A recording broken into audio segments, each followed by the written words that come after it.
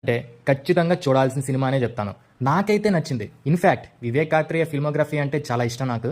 మెయిన్‌గా screen play style అయితే excellent. Screen ప్లేతో ఆడుకుంటాడు Vivek Athreya. అంటే సుందరానికి సినిమా రిజల్ట్ ఎలా ఉన్నా నా వరకు అది మంచి సినిమా.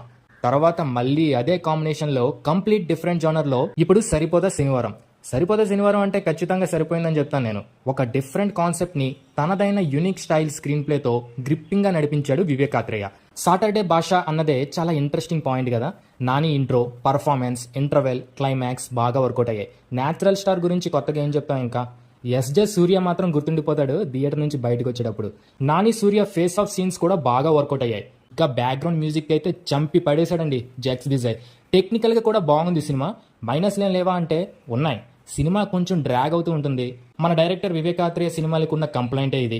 కొంచెం ట్రిమ్ చేసి ఉండొచ్చు, బట్ డిసప్పాయింట్ అయితే అవ్వరు. నా రేటింగ్ వచ్చేసి ఈ సినిమాకి 3/5.